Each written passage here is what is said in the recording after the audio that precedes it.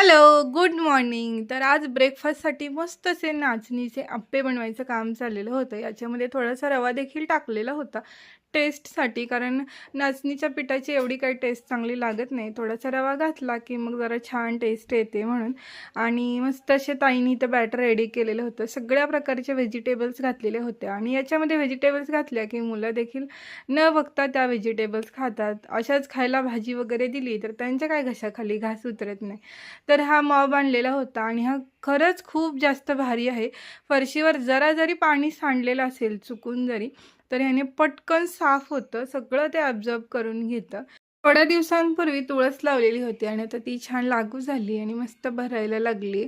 तर सकाळी 9 वाजताच ऊन पडलेलं होतं आणि थोड्या वेळानंतर परत पावसाने इथं हजेरी लावली. आणि पाऊस तर आपल्याला एनी टाईम आवडतोच, पण कपड्यांना बिलकुल आवडत नाही. 1-1, 2-2 दिवस कपडे काय सुकत नाहीत. मशीनला जरी लावले तरी एकदम थंड पडलेलेच असतात पावसामुळे.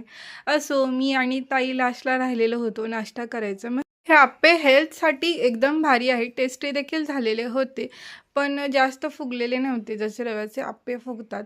असो, त्यानंतर म्हटलं चला इडली बाई बनवलेल्या नाही आहेत बरेच दिवस झाले, म्हणून मी इथं तांदूळ म्हटलं इडलीचे भिजत घालूयात. आणि मी जेव्हा तांदूळ भिजत घालत असते तेव्हा मोजून एकदम व्यवस्थित प्रमाण घेत असते. त्याच्यामुळे इडली आपली फर्मेंट व्हायला व्यवस्थित मदत होते.